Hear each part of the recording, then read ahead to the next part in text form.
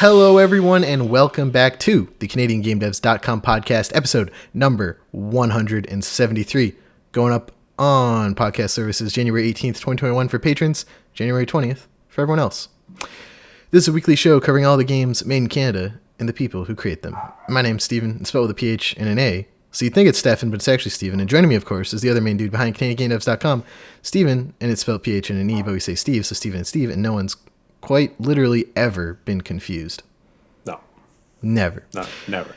CanadianGameDevs.com is, of course, supported by our amazing, beautiful patrons over on patreon.com/CanadianGameDevs. You can back us there for Discord perks, 2-day early access to the show, game giveaways, discounts for Canadian gaming events like EGLX, shoutouts at the end of every episode, and the knowledge that you're helping us keep the lights on covering the Canadian game dev scene. And, Steve, if you back us at our highest tier, we will shout out any project you want at the top of the show for as long as you want to back us at that generous role, just like our main man, Eric Beer. You can check out all of Eric's work over at The Bot Book, thebotbook.com, where you can see if they're doing anything you're interested in talking to them about. And we also poll our Discord community from time to time about what they would like to see from us, including interviews, which we are going to be doing a lot more of, Steve, in the coming weeks. I've lined up the next 5 Saturdays we have interviews. I think I'm going to space those out every other Friday. Interviews will go up, hopefully. And we're recording our first one after this with BioWare intern artist Blake Alburn from our Discord, talking to him about his path to game art making, what's it like working at BioWare on Dragon Age 4, and anything else that comes up. And I'm quite excited about it. Me too.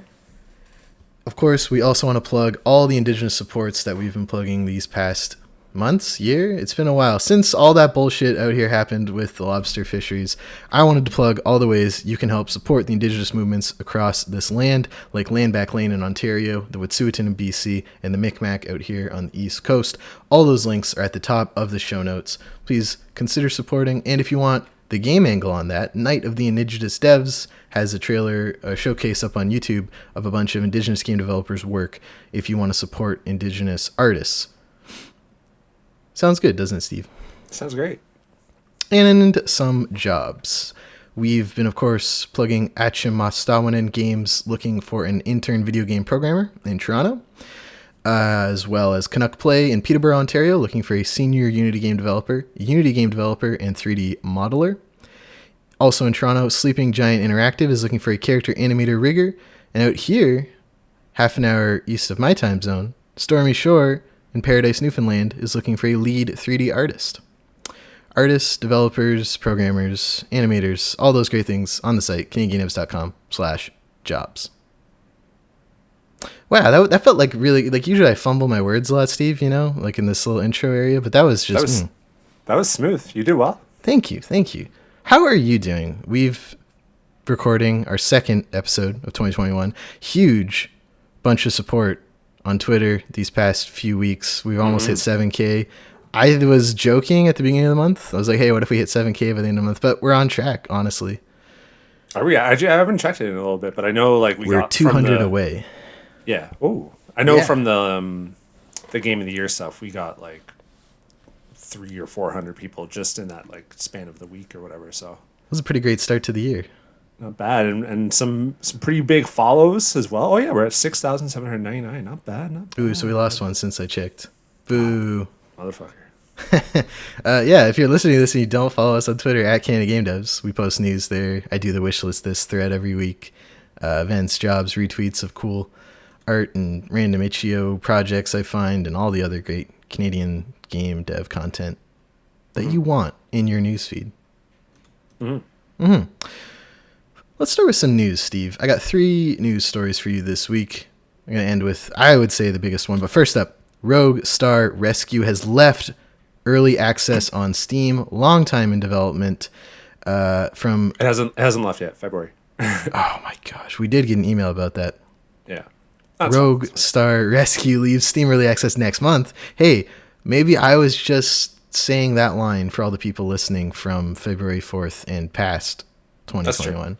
Yeah? That's true. I wasn't. I messed up. I believe it. But Shoot Apps in Windsor, Ontario will have their bullet hell tower defense game on Nintendo Switch, PS4, and Xbox One later this year, but leaving Steam Early Access on February 4th. Originally launched in Early Access in March 2019. It's been almost 2 years of Early Access. Good for them. Finally getting it out there. Launching any game, no easy task. Mm-hmm. What do you think, Steve? I'm excited for them. I haven't... they gave us codes, so we got to play a little bit. We do got to play. Because it has multiplayer and whatnot. And I'm excited to dive into it. I think I booted it up once, but I had like the laptop on my lap or whatever and didn't have like a mouse, and I'm like, I can't play it like this. And you can't. No, so I've had it, I think, since shortly after they launched, when they reached out to us. But I haven't played it. You know me, I don't play PC games so much. So this Steam page, Steve, exquisite. I would say one of the best Steam pages I've seen in a while. Art of Rally is still up in my head for doing that cool perspective stuff where like part of the GIF is the same color as the background, so it looks like it's coming out. That was really cool. But Rogue Star Rescue, amazing shiny GIF headers, GIFs that explain the tower defense part, the story part, the online couch co-op. I think this uses Steam's what's that feature? Oh no, it is just built-in multiplayer, because sometimes games that have co-op will use the Steam's like built-in fake couch co-op thing where it just like mirrors your screen to the other person's screen. Yeah, but I'm seeing one of the menus is start, quick tutorial, online co-op, couch co-op. Exactly. So this is using like full-on multiplayer. Yeah. I like how the titles, like weapons and items, heroes and stuff, tower defense, they're actually a GIF because they have a little like sheen that goes across. Yeah. You can hear it in your head. Ooh, so you can see all the different weapons too. So this is what I was saying, like with tower defense with like twin stick shooters and stuff like that. I always like the cooler the weapons you can get. Mm-hmm. That's like what's fun to me. So the bullet hell and hardness doesn't attract me as much as like just all the like pretty colors and cool weapons and whatnot. So I'm excited to dive in for that. But there is 3 difficulty modes, so I can always there's wimpy. So sign me up. I'm quite wimpy when it comes to games. Me too. Which is why I play walking sims. Congrats to the team. We are excited to cover it on the site more as it launches on new consoles this year. And, of course, when it launches, we will stream it, won't we, Steve? We can do the online together. Yeah, that's true. When was the last time we streamed a game together, Steve? It was like Dauntless or Apex. It was Apex for Extra Life. Probably, yeah, most likely Apex. I'm thinking also the World War One game where you order any people around. What was it? Oh yeah, Radio Generals. Radio General, yeah. General, sorry. I actually just re-listened to our interview with Michael Long from Foolish Mortals because I was looking at our interview section, and that's a good interview. People should go back and listen to that interview because they have a new game coming out called Kaiju Wars that just looks amazing, and I tried the demo for it, and it's so dope. Good shit.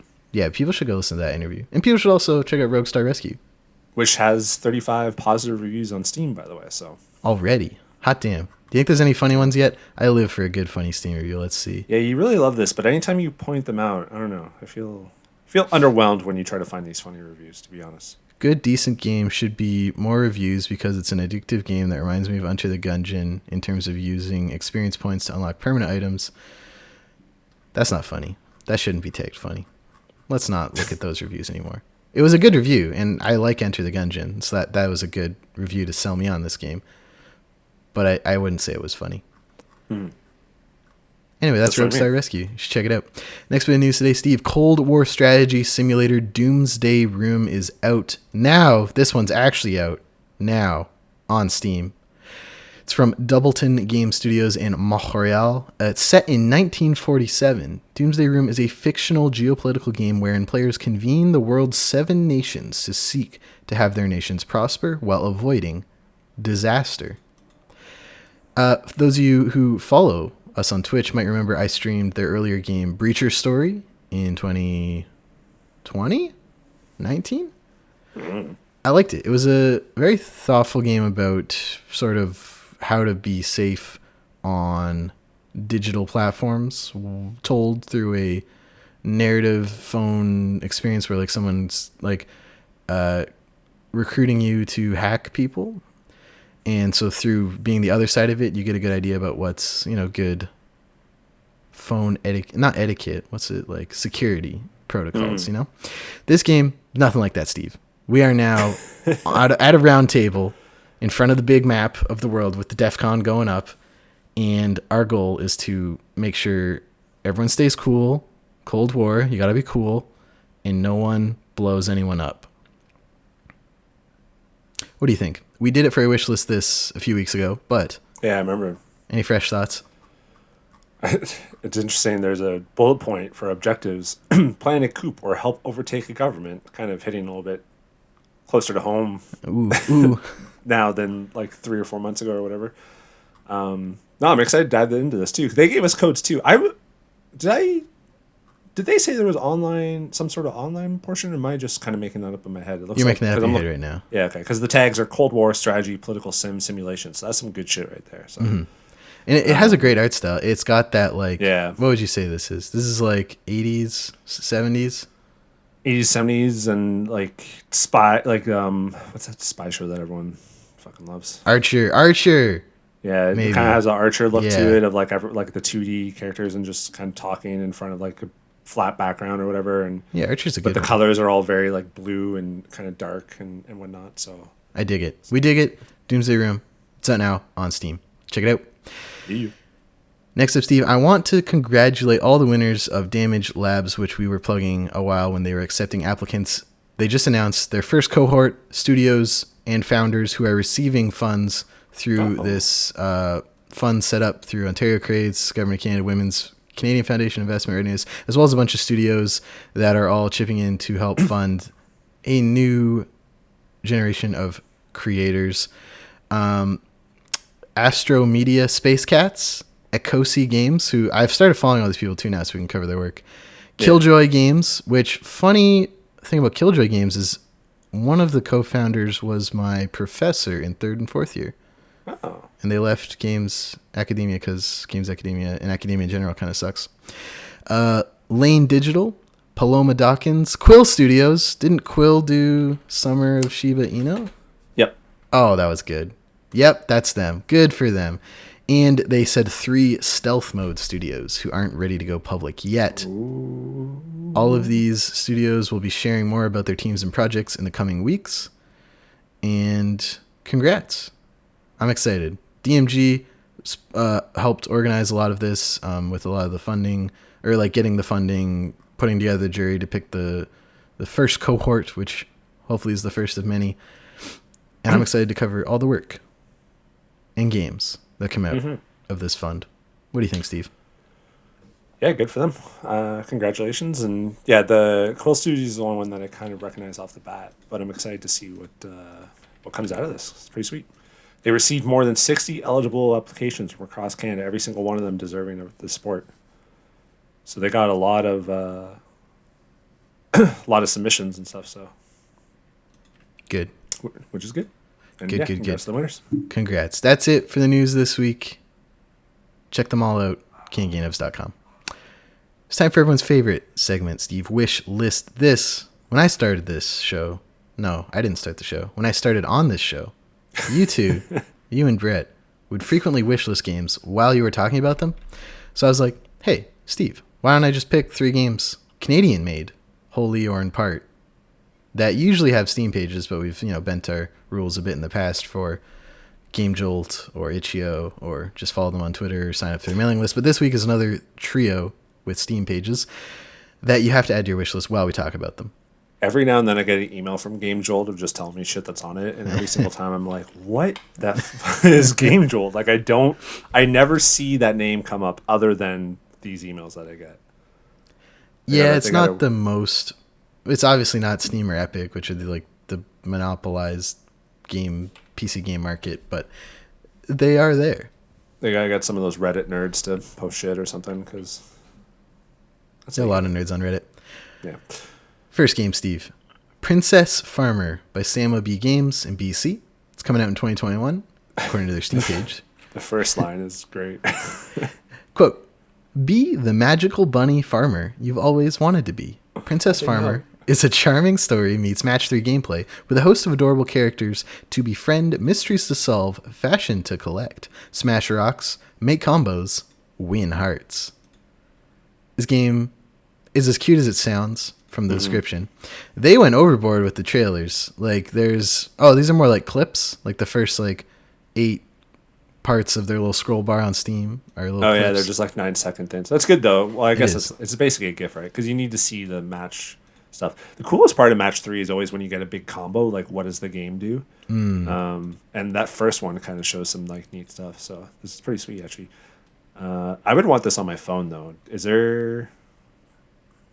I guess we'll go to the Twitter. Is there any talk of a phone version?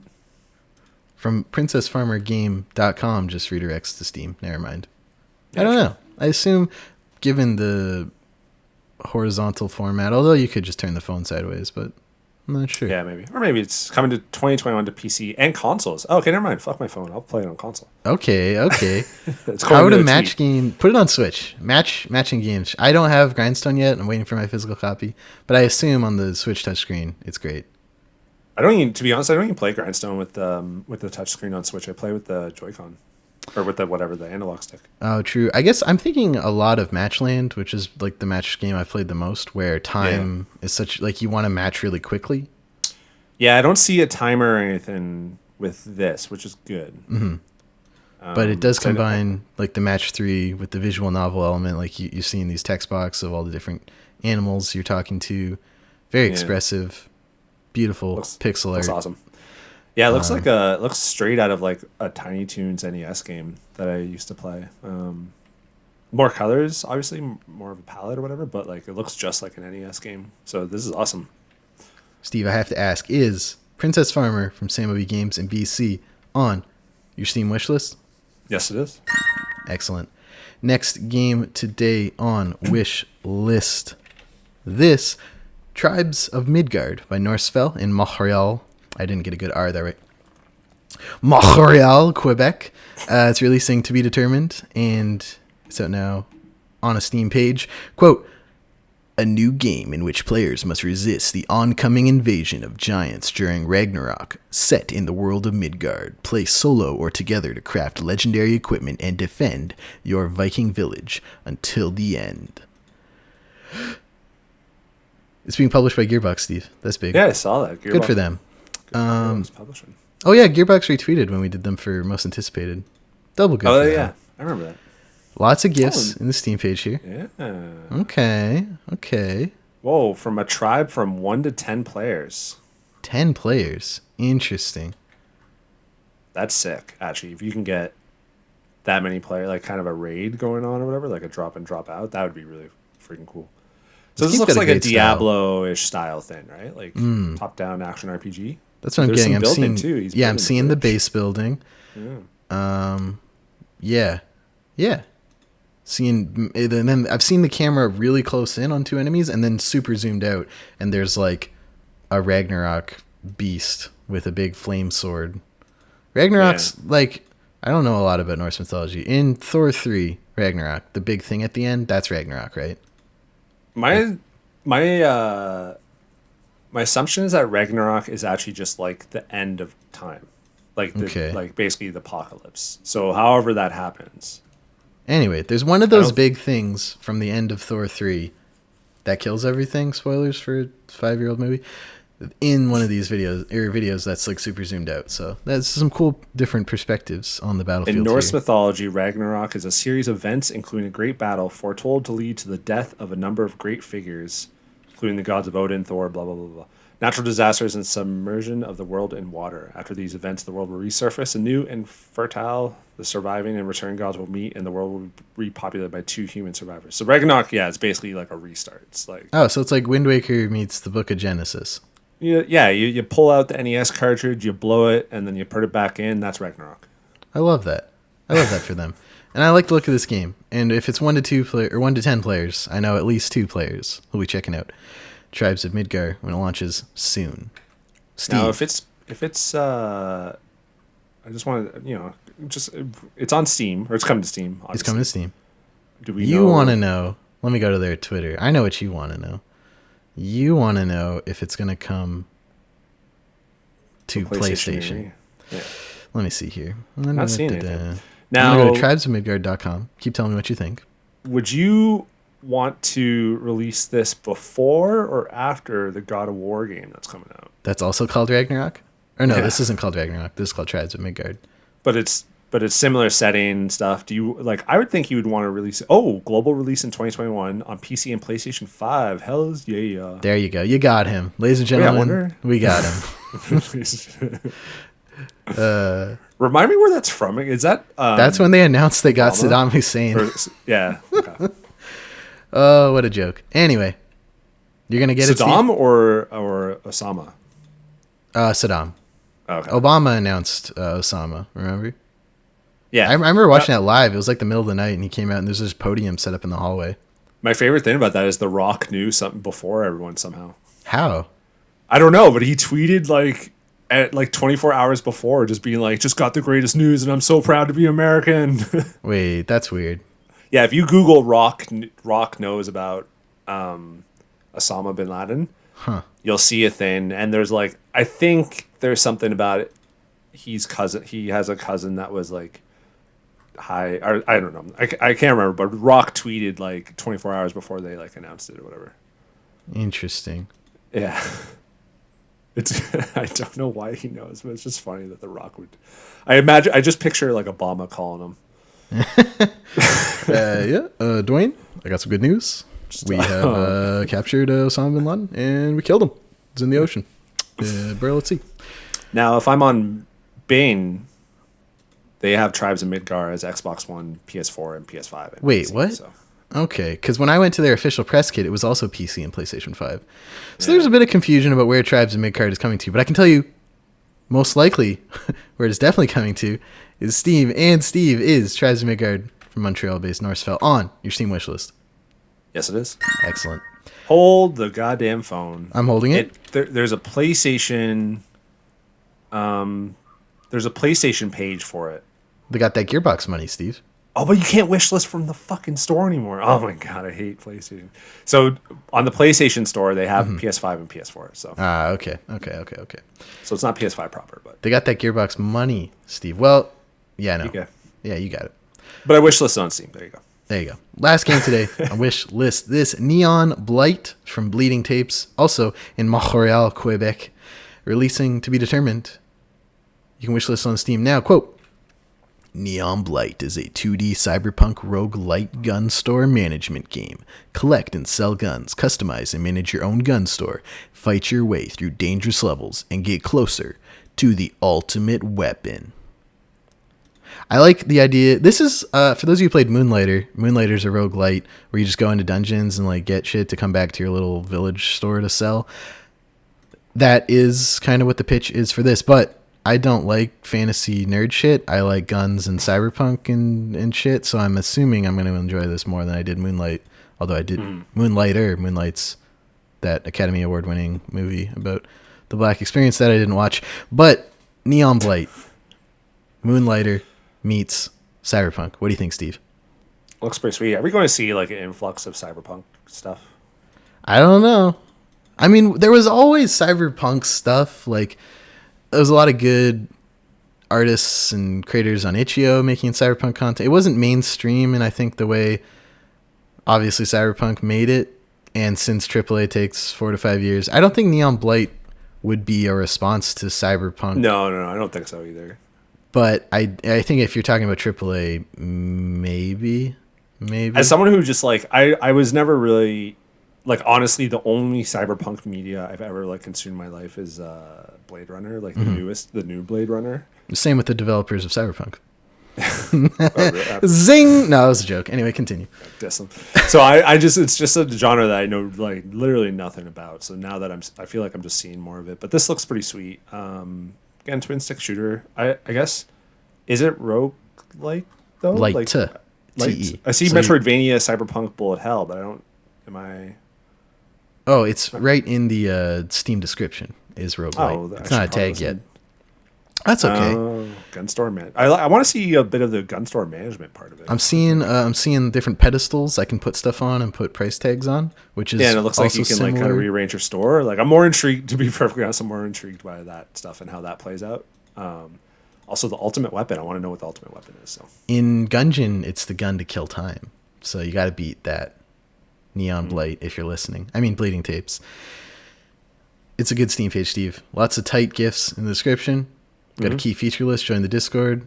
Planned release date coming soon. And all of that to say is Neon Blight from Montreal-based Bleeding Tapes on your Steam wishlist, Steve. Yes, it is. Excellent. That's it for Wishlist this week.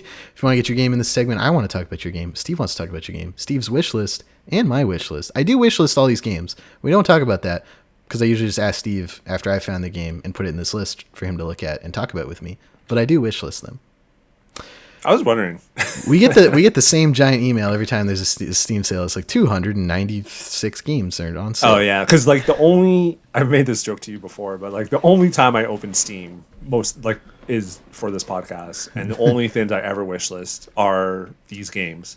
And so like whenever I get an email, like especially with the last like Christmas sale or whatever, it literally was just like 100 of your things are on sale or releasing. I'm like, all right. I'm like, I was just helping out.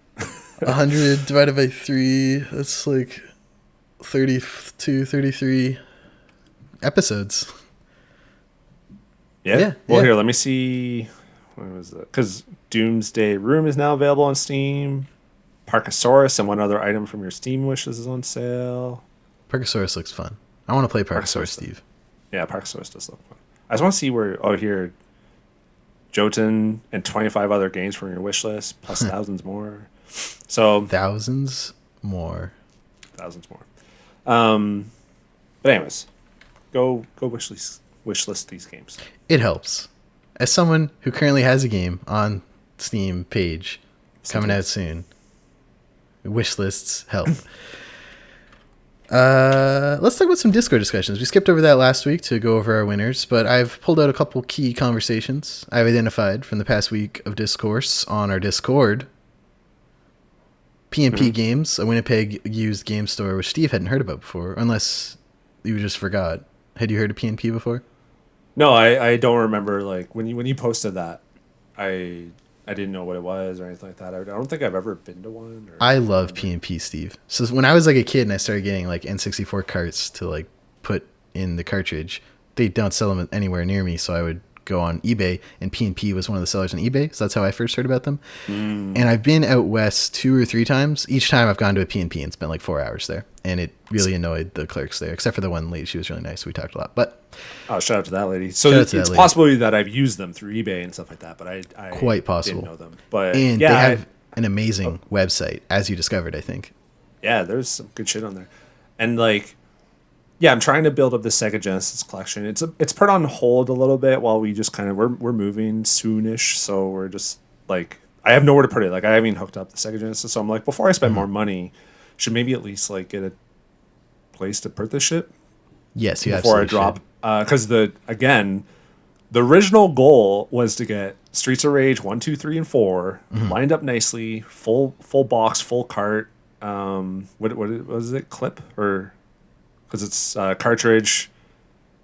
What was the acronym that you said? Oh, CIB, complete in box, as all our good, honest collectors know. A CIB, manual case cart. Because I'm not interested in getting everything. I just want to get like particular things, and so I'm not gonna. And I know I'm not gonna really play these games, so it's really just about the collection. So I just want the CIB. And Streets of Rage 3, whenever I see it, it's like $250 or more, and I didn't know that before I was buying all this shit. And I'm like, oh my god, like I gotta make a big stock trade day or something before I cop this. It's not. I don't know what it is because I see it all over the place. Like it's not super rare. It's just when I do see it, it's like so expensive. So I'm not really sure. Streets of Rage 3 is probably like the best one too, which is a damn shame. Everyone loves Streets of Rage 2, but 3 you could be a kangaroo, so it's fucking awesome. The only one of those I splurged on, Steve, I think for my birthday 2 years ago, I went to KW Vintage Games. Shout out to Joaquim in Kitchener. He's the G. Rest in peace, Squirtle. Best golden retriever I've ever had the pleasure of petting. They hooked me up with a complete inbox Super Mario 64. Oh. And I traded in like all my Nintendo powers that had just been sitting in a box, and they gave me like $50 off, which was really nice. Nice. That's not a lot for the amount of Nintendo power that was, but he also like really explained to me. He was very good at like, this is how much these are worth to me. This is how much I'll pay you for them. You could sell them for probably this much. but that's a lot of work for you. And I'm like, yeah, I don't want to do that. Here you go. Yeah, that's like what I always say about like trading indie games and stuff like that. It's like I could make a lot more on Facebook, but then I'd have to actually do stuff instead of just giving them to this minimum wage worker at GameStop, which is always much easier. It is. P&P Games fills out a space in Canada, in my experience, going to every used game. Anytime I was anywhere with my parents, they're like, what do you want to do, Steven? I would just pull up Google Maps, game store. P&P started in Winnipeg, really has the Midwest of Canada down. Microplay, of course, started in Quebec. Came into Ontario. We had one in Guelph I went to, but really retreated in recent years. It's a bit of a shame.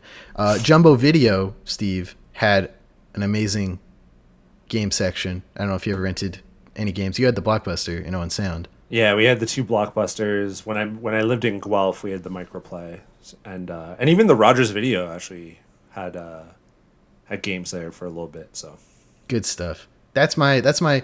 You know how like there's like the map of Canada and it's all like famous landmarks. Mine's just like where you buy used games depending on where you are in the country. Next on Discord, I want to plug the AMA Capybara Games did over on r/Nintendo Switch, which has 2.7 million members right now. Did an AMA, and I had to ask Steve. I'm going to quote directly here. I, like all self-respecting game enjoyers, was utterly crushed when Grindstone didn't win Best Mobile Game at the Game Awards 2019. How does it feel to be the studio whose game getting snubbed completely delegitimized the Game Awards for myself and millions of other viewers, quite possibly forever? God Bless Cappy replied, thanks, we'd just gotten over it, and shared a gif of George sitting at the bar and staring big baggy-eyed at a drink. And so, thanks, Cappy. That made me chuckle, and I've saved that gif and will now be using it at any available opportunity in my internet discourse or discussions or conversations. You'll never get over that, will you? No, the Game Awards is Call of Duty Mobile. I played one game, Steve.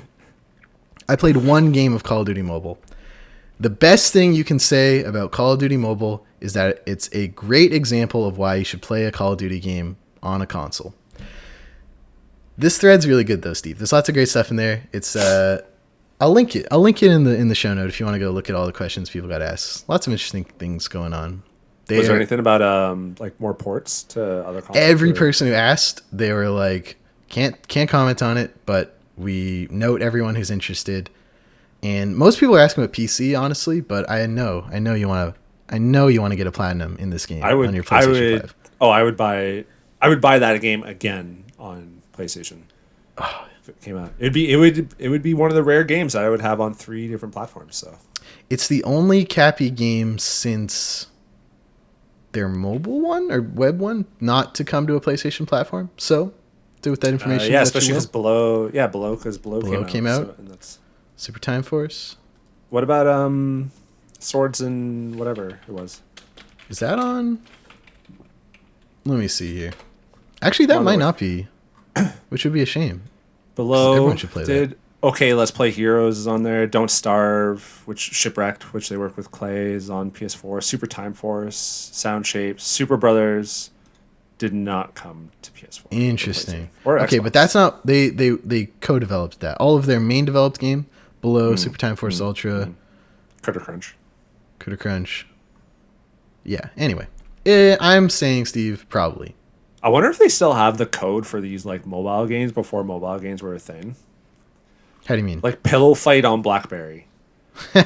Warner Bros. Happy Feet, mobile. Disney Pixar Cars, Planet Life, Monkey on Your Back are all just listed as mobile. And this is like in 2005. So like, I remember I had a Call of Duty game on like my flip phone and it was awful. Yes. But I wonder where those games, like, I wonder if there's a way to play these games. You know how people are trying to save like Flash games and stuff like that? Yes.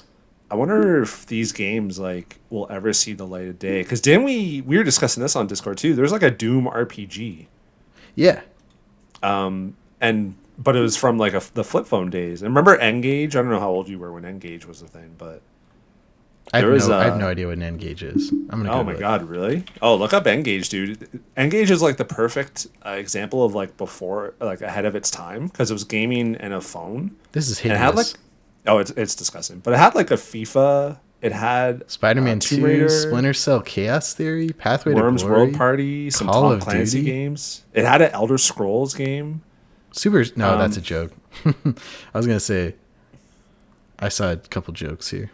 Had Sonic had a Sonic game on it too. Like it was legit. Like it was, and then I think like the first N-Gage was hideous, and then they came out with like another N-Gage that was like looked better or whatever.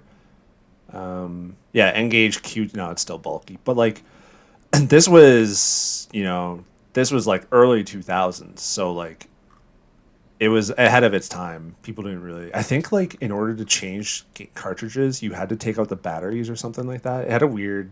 I've never actually seen one. It had a weird thing though. Huh. I don't know what I was going on, but I wonder these games like Sonic N and these like I'm sure there's a few that kind of were only on these, and like I wonder if there's a way to ever play these again. Probably not. They're probably there's game archivists out there doing things. I follow a couple. A lot of games also just don't exist in the same state. So like there are people who try and like get Fortnite version like 0.1 or whatever the first one, and like MMOs that are now defunct, like that Matrix one. Like those are games that are just a challenge to preserve in any way. Yeah. Like Rocket League 2021 is a much different game than Rocket League 2020 in terms of everything other than just like the main gameplay mode of like 1v1, 2v2, 3v3. Like everything else in that game would probably be very unrecognizable for someone else jumping in. Like especially something like Fortnite too. Like N-Gage has Ashen, which is a first-person shooter, and it only came to N-Gage. It was never released to anything else. It had multiplayer. That's insane. And it came out in 2004. So I remember I wanted N-Gage like so badly. Terrible. And gladly, like it was just before the time where I started to work and could buy a bunch of shit, or else I probably would have bought one and would have regretted it. That's awesome. Anyways, little sidetrack. But two more things we talked about on Discord this week. Steam did a 2020 recap, and a bunch of people pointed to the events, or the game festivals. The game festivals, Steve, you might remember, where a bunch of developers put up demos for their games, and the front page of Steam was people streaming them. The popularity of these demos is huge. The spring edition had 0.6 million demos downloaded and started. They specifically say the demo was launched. Summer had 3.1 million, and by the fall version, they had 5.1 million. So that's some exponential growth of the Steam Game Festivals. And Dragon Slumber in our Discord was talking about how that was a huge boon for their wish lists. They were on the front page with like 4,000 people watching at one point, and they noted that was very good for their wish lists. So, and for a couple, I think for the summer edition, I did a little thread of all the games, Canadian games that had demos up you could try. So we should definitely try and do that in the future, because demos are a great way to get games. We look at a lot of Steam pages, Steve. Mm-hmm. Games need to be played, I think, to really, really get it, you know? Yeah. That's kind of why, like, demos are non-existent on consoles anymore. Like, I don't even think there's a PS5 game you can get a demo, with the exception of, like, VR games, because you really need to have, like, a demo for VR. Both, like, just to see what they're trying to do, but also because I personally would have, like, you know, some luck with, or I would have, like, headaches with some games, not others. Mm-hmm. So you need the demo for that. But I know on Steam it's, like, much more of a thing. But, yeah, on I don't even think there's a PS5 game that has a demo.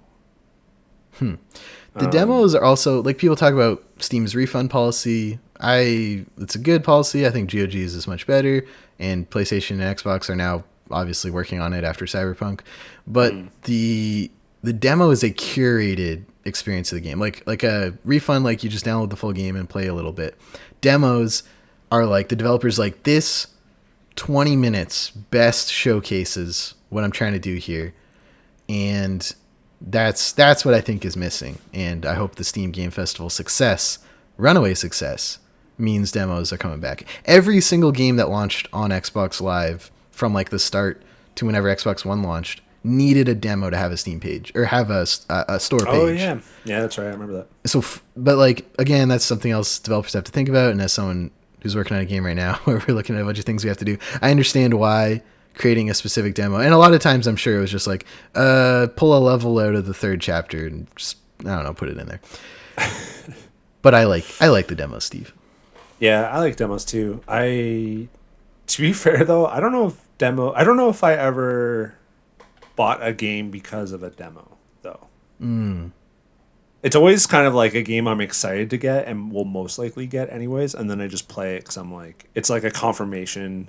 It's like a game I was like 80% there, and then it like pushes me to 100. But I don't think there's ever a game where I'm like on the fence or even like just like and then I get it. And then there's games where like I would just play the demo. Like Devil May Cry had a demo that came with Resident Evil Code Veronica X on PS2 back in the day. Mm-hmm. And famously, Metal Gear Solid 2 was a demo in Zone of the Enders, and that was really just to sell more Zone of the Enders. Mm-hmm. And I played those demos like all the time. Like Devil May Cry, I played that shit probably just as much as Resident Evil and the Metal Gear Solid as well. So that was like, I remember like Nintendo 2 would also like you could only play the demo like 10 times or whatever. I don't know if you remember that. Evil. I don't remember that. I hated that shit. They did it on DS. Nintendo sucks. 3DS. Yeah. Fuck. Anyway. Fuck Nintendo. Last thing we were really hyping up, or hyping up is the wrong word, discussing on Discord was the sort of slew of licensed game announcements that are kind of, and like we shared that one Kotaku article that was kind of like Hollywood, or the game AAA games are retreating into the licensed games that sort of got them through the mid 2000s. IO Interactive is doing James Bond. Machine Gun Games, I should say IO does Hitman. Machine Gun Games, who did Wolfenstein 1, 2, and Youngblood, like the new ones with Bethesda, is doing Indiana Jones. And then Ubisoft Massive, who does The Division, is doing an open world Star Wars game.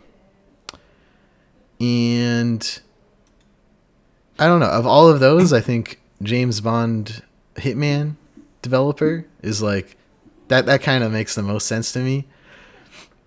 It's Hitman, Steve. Like James Bond is a spy, but you want to see him bust out the piano wire, get into a bathroom stall something. He doesn't people brought this up in the Discord, like the costume aspect of Hitman obviously doesn't translate. Like James Bond is always in a tux, whether like the bow tie is on or off. That's usually he doesn't really do the dressing part. He just sort of like he like openly tells everyone he's James Bond. Like that's one of his famous lines. So he's kind of a terrible spy. But as far as like the third person assassinate someone, I think that matches the best. I'm excited because James Bond and Indiana Jones are huge properties, obviously. But it's like, when was the last James Bond game? Like, I remember playing the GoldenEye remake on Wii. Casino Royale had one. I think Quantum Solace had a game. It's been a while, I feel like. There was a collection they did of a bunch. And Indiana, I'm surprised there hasn't even been like a Lego game of James Bond, since there's like fucking there's 30 movies that they can pull from. And same with Indiana Jones. Like we there's the Lego ones obviously, but there isn't like a proper kind of adventure Indiana Jones one since the Wii game that we were talking about. Staff of Kings. I love Staff of Kings. Steve, do you want to guess when the last official James Bond game was? I'm guessing it's actually Quantum of Solace. It's not. In 2012, they did 007 Legends, which was just like a best of. Like it was just different scenes and moments from all of the James Bond movies, like sort of stitched together. I think that game is awful too. Let's go down to reception on Wikipedia. It's got a Metacritic of 26 out of 100 on PC. That's not good. That's not good at all. So that was the last James Bond game, and there hasn't been one since 2012.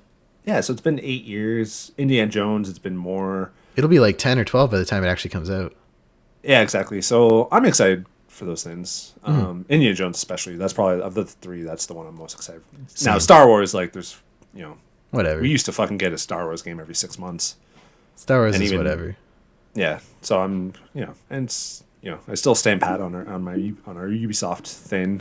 There's no studio I trust less to make a good Star Wars game. Like originally when EA got the license, I was like, so no good Star Wars games. But I think Ubisoft I would trust slightly less to make an interesting Star Wars game. No disrespect actually a lot of disrespect to the leadership at Ubisoft, but no disrespect for the the many thousands of developers who are going to just make random lightsaber hilts for 10 years of their lives. But I don't look forward to especially the Division is like the spreadsheet, the video game, and I know Aaron in our Discord likes to play the Division. Love you, Aaron. I don't like spreadsheet, the video game. I would, if I could, press a single button that just min-maxed everything every time I opened my inventory. Oh, like Marvel's Avengers. Like, yeah, exactly. Look, that was honestly a selling point for Avengers. Like, I saw that button. It was just like press, what is it, like R2 or something, and we'll just do it all for you. I'm like, you just hold square or whatever, and it just like it prioritizes, like there's a power level on everything, and so it just prioritizes that. And until you get to like the end game, like that's all you really need. It doesn't even matter. So I don't want to do that with like random guns in the Division, and I definitely don't want to do that with, I don't know what they're gonna make up for Star Wars, different hoodies like the guy in the Jedi Fallen Order, or like different. Yeah, I just hope it's not like more lightsaber shit. Like Mandalorian has kind of proved that you don't really need to have like Jedi. Although I'm only 2 episodes in season 2, but like it's about just a dude with some sick armor and some blasters. Like anytime I watch The Mandalorian, I'm just like, why isn't this a video game? Like the dude's literally upgrading his armor. Yeah, he's flying to fetch quest. You know, like, yeah, it would be a great video game. Yeah, it would be. So hopefully it's that. But I mean, that kind of fits with the Division, like a shooter or whatever. But I think of those 3, I'm most excited for the Indiana Jones one, just because it's been so long. Like I didn't even play that Wii one, so really, I don't think I've ever really played an Indiana Jones video game. Other than Fate Atlantis, which is an amazing game, but one that's like I'm like never going to play again because it's like a point and click adventure from 1993, so I'm assuming it's not great to play. Baby Steven loved Staff of Kings, and it was I think one of the first games I was able to get my parents to let me play that had a gun in it, which was cool because he has this little revolver, and there's like a few sequences where like you're in a random shop and you gotta like shoot your way out, and I thought I would just play those levels over and over again. Did you have to waggle to use your whip or whatever? Yeah, you whipped with the Wiimote, you pointed at the screen to shoot. It was great. But I'm also interested in the Indiana Jones because Machine Gun has only done first-person Wolfenstein games.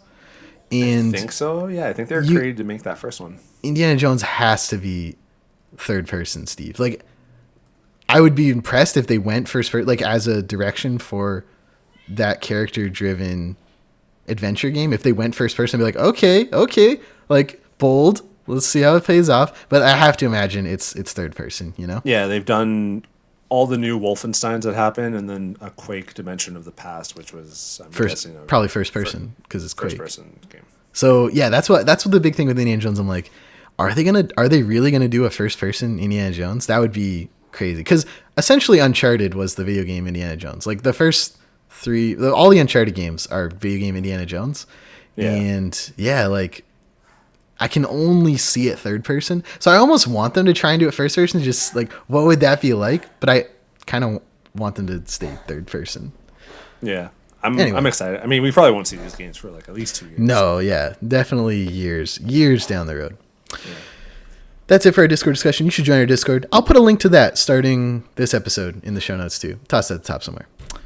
I got some events, Steve. Quickly, if you're listening to this on the Monday, it comes up. IO Interactive Ontario is doing 2 events on Tuesday, January 19th. Sorry to our Wednesday listeners. And later, they're doing a information session on getting into the Asian market, which is the biggest market in games. I was looking at a list of like the top 5 most downloaded games in 2020, and I didn't recognize all of them because they were all games on the Chinese and app stores.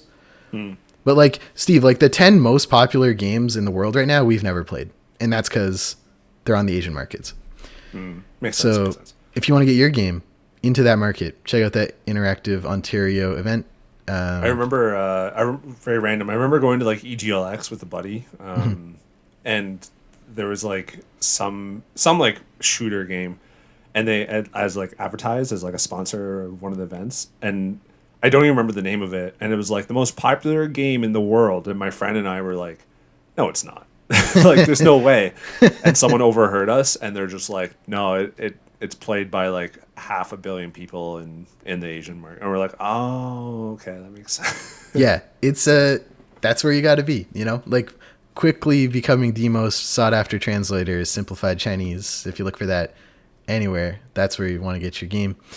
The the Global Game Jam Online is happening January 27th to 31st. There's locations all across the country in respective Discords.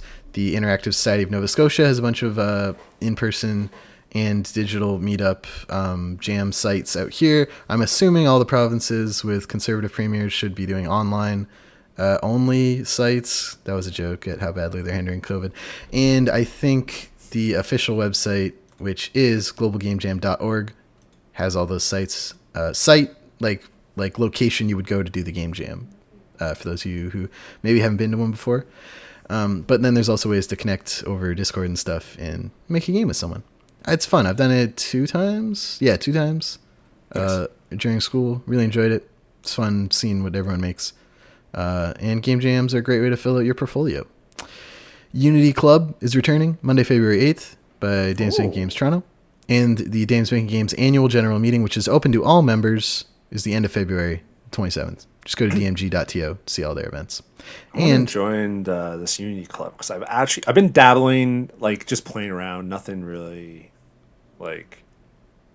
really even discussing. But I've just been like dabbling, and my friend and I are kind of talking about it. So that's awesome. You did did you do the rollerball one?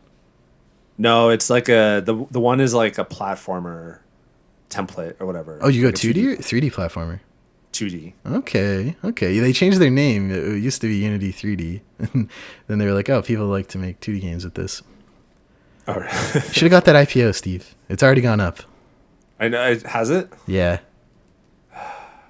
You know what skyrocketed is GameStop, which is... That doesn't make any sense. No sense. I cashed out for a very nice profit. Mm-hmm. And if I... Like, you don't know, right? Like, I totally assumed they would fucking fall. Mm-hmm. And they just ballooned up. And I'm like... It's like... The same time, they announced they're closing like 300 stores in North America. Yeah. And it's not worth playing. Like, you can always think, like, it's like... Like hindsight's 2020, and so it's always just like, oh man, if I only invested $50,000, I would be able to retire right now. But you can't play that. No, you can't. But sometimes it's just very surprising because I cashed out of Air Canada too soon and stuff like that. Unity is so hard to fucking find on the stock exchange. Anyway, sorry. Continue. Let's close out the show, Steve, with what we've been playing. Is there anything you've been dabbling with you want to highlight for the viewers at home? Nothing like major new. I kind of proposed on Twitter like a game that I want to play in front of Sophia, or I can play in front of Sophia, so not super violent, but I can also pause because like a game like Demon Souls like isn't really gory or anything like that, but you can't pause it. So Aaron, who you already shout out to, mentioned or suggested downloading Divinity Sin. Oh, what the hell is it called? Divinity Original Sin 2. Yeah, that's it. Yeah. So I re-downloaded that because I play it with a buddy because it's like a D&D game you can play multiplayer, which is pretty cool. So I re-downloaded that and want to play a little bit of that. I did this morning. And I did play Spiritfarer. Good. Our voted game of the year. Thousands Steve selected it. Thousands. I knew nothing about this game other than like Thunder Lotus, 2D platformer, blah, blah, blah. And it's like, it's beautiful and it's so smooth.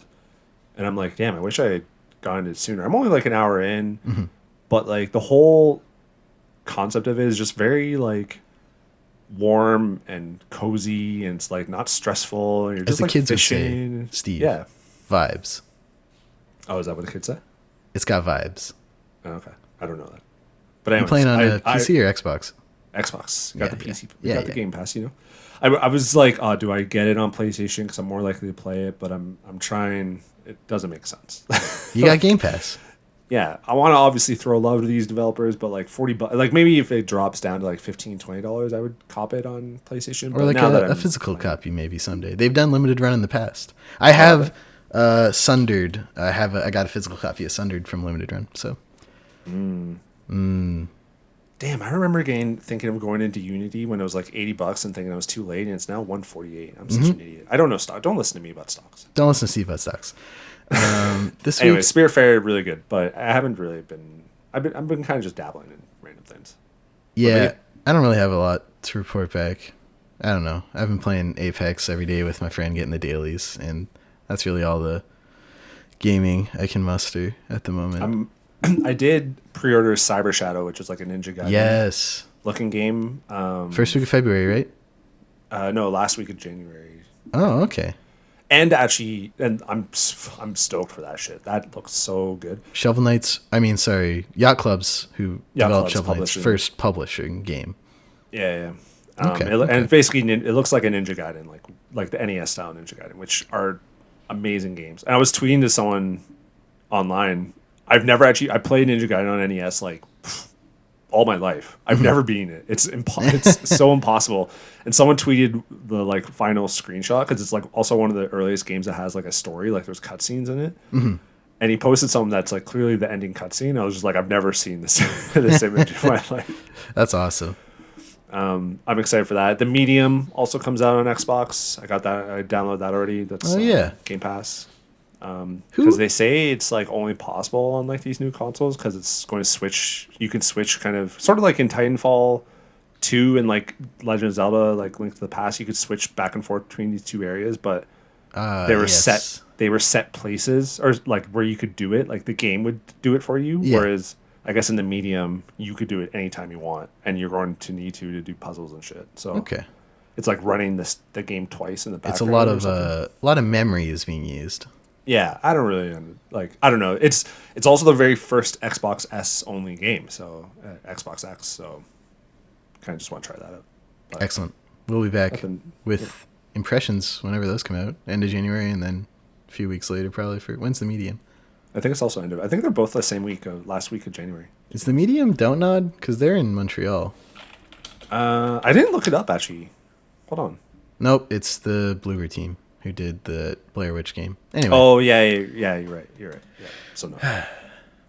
It was originally announced for Xbox 360, PS3, and Wii U in 2012. But for want of better technology, reappeared in May 2020 for Xbox XS title. Huh. Good for them. January 28th, 2021. Well, that's what we will be playing in the future. Yes. New segment. New segment. What we will be playing. That's it. For episode number 173 of the CanadianGameDevs.com podcast, the second episode of 2021. Expect more interviews this year, Steve. Lots of interviews I'm very excited about. Just to tease, of course, we're talking to Blake Alburn, artist at BioWare, working on Dragon Age 4. We've also set up interviews with a senior game designer on Warframe, who won our best ongoing Canadian game in the polls this year. Talking to a new co-op, as in everyone's on the same page. We've talked about co-op on the show. Studio, not the co-op, K-O-O-P, just a co-op studio who's also in Quebec. We're also talking to the narrative designer in Hardspace Shipbreaker, a runner-up for Canadian Game of the Year, as well as many other DMs and emails, which are percolating. They're on simmer, Steve. Mm-hmm. Mm-hmm. If you want to help us do more amazing work like this, you can support us over at patreon.com/CanadianGameDevs. Back us there at the credited tier or higher, and we'll toss your name at the end of every episode, like these lovely folks. Thank you so much, Aaron McLeod, Canuck Play David Winter, David Nagy, Eric Beer, go to thebotbook.com, Elizabeth Avery, Hanel, Jean Leggett. Speaking of interviews, check out our interview with Jean Leggett. Jeff Sheffstone, Jeffrey Canham, Graph Metal. Ooh, I saw Jeffrey is putting screenshots up for one of their new games on Itch.io. We should get them on. I'm going to make a mental note right now. Right. If any patrons or viewers listening have ideas for interviewees, let us know as well. Kai Hutchins, Nicholas A. Zorko, Nav from the Academy of Games, PixelNauts_Alex, Sean Hayden, and Stacy H. If you're listening on Apple Podcasts, could you drop us a review? It's just scroll the screen up a little bit. It's right there. Pick some stars, add some words if you want. Helps us out. And if you're not on Apple Podcasts, you can send us your feedback at contact@CanadianGameDevs.com. You can follow us and all our work on Twitter at CanadaGameDevs. Steve and I personal profiles are linked in the description of at CanadaGameDevs. So check us out there. Go Raptors. Go Raptors. Go. Who's left in football, Steve? Because I'm gonna watch the Bills play in a few hours, so I'm aren't they a joke? Is that a joke? No, they were a joke. They're really, really good. Good for them. I'm going Bills. Probably the favorites for this game. Go Bills. Who was the one who everyone was joking was still stressed about? The Browns? Are the Browns still in? Yeah, the Browns are still in. They've been historically awful as well. Good. Okay, I'm Browns Bills. Whoever's worse, I want to win. Worse historically or worse this year? Worse this year. The Browns were worse this year. Okay. Go Browns. Bills were like a top 3 team this year. So go Browns. I'm excited for them. Browns are going to lose tomorrow, just FYI. What if they don't? And that'd be fun. That's what's funny about it, right? It's like, if they don't. I guess. Oh, tonight's basketball. Oh, yeah. Tonight's a good night. Good night for Steve. Leafs and Raptors. Make some popcorn. Let's get this shit over with. Let's get this shit over with. We'll talk to you next week. Goodbye.